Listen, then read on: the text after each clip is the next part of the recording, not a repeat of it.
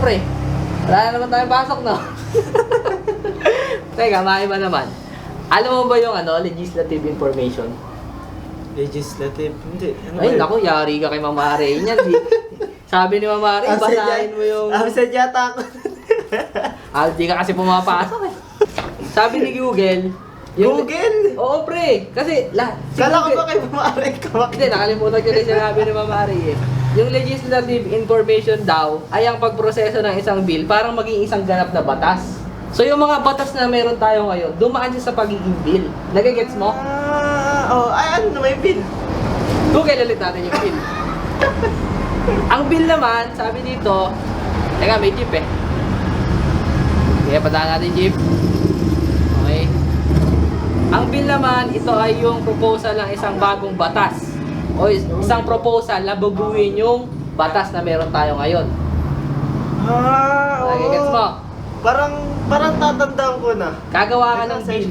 Tapos yung bill na yon, gagawin mong batas.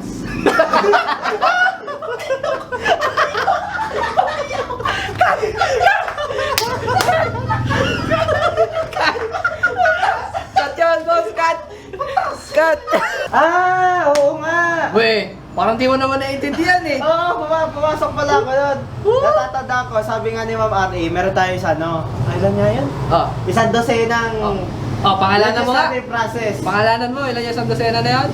Hindi ko tanda yung iba, pero alam ko yung una. Ano yung una? Preparation of the bill. Apo, tiyan nag-review. Ano nga ulit yun, yung preparation of the bill? Teka. Sige nga, kung alam mo yung preparation of the bill, ano-ano yung mga nilalaman nun? Ito, saan ba yun? Sige nga, kung alam mo yung preparation of the bill, ano yung mga nilalaman nun? Alam ko sinasabi doon, meron yung member or miyembro na Miyembro ng... bill, yung magda-draft siya ng, basta, wait lang nga lang. Meron siyang isang miyembro ng Bill Drafting Division of the Reference and Research Bureau ang maghahanda ng bill. Ganon. Yun pala yun. Feeling ko naalala ko yung kasunod niyan. Ano kasunod nan? First reading, no? Tama? Ay, tama. Naalala ko, sinabi ni Ma'am R.A. yan. Nakinig ka pa. Mukha lang akong di nakikinig, pre. Ano yung first reading? Ano yung laman nun? Teka lang, sinusubok mo ako eh. Baka pumiyak ako eh. Wait lang ha. Sa first reading, babasahin ng Secretary General yung title ng bill. Yung title ng bill ay babasahin ng Secretary General. Okay? Okay. Next. Ano sumunod doon? Wait lang. Di ba? Para sa bobo? Batas! Alam ko na kasunod doon. Ano? Committee consideration. Ano ibig sabihin nun? A committee consideration. 1, 2,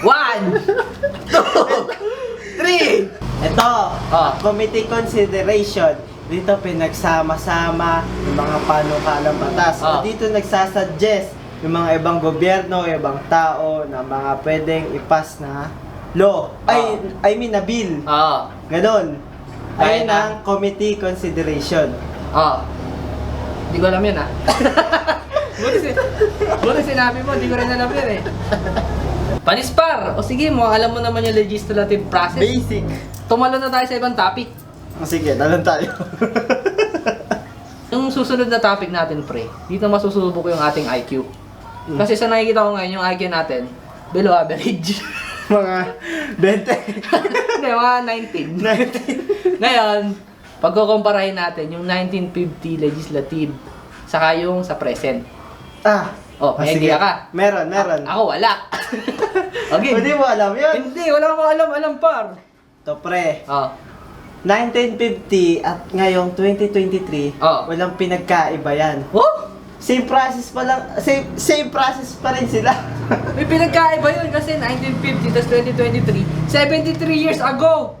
Wala, pinagkaiba lang nila taon pare. Walang in-update? Kahit, basta yun. Wala silang pinagkaiba pare kasi parehas naman silang may, bicameral system. Ano ba yun? So, ibig sabihin, hindi, ano yun? So, ibig sabihin, yung bill noon, tsaka yung bill ngayon, parehas lang sila ng dadaanan Na proseso. na proseso Oo. para maging isang batas. Batas!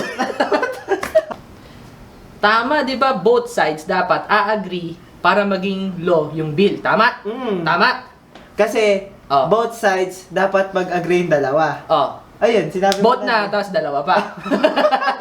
Inulit mo lang yung sinabi ko. Kasi inulit mo lang ulit. Okay, para malinaw, no? Para umabay video. Para mga video natin.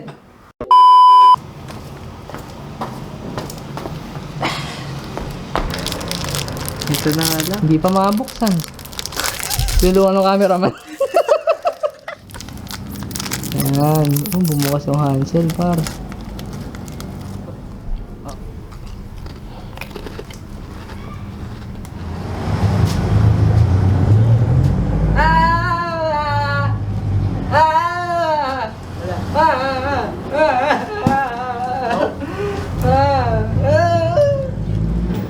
Mm. Mm.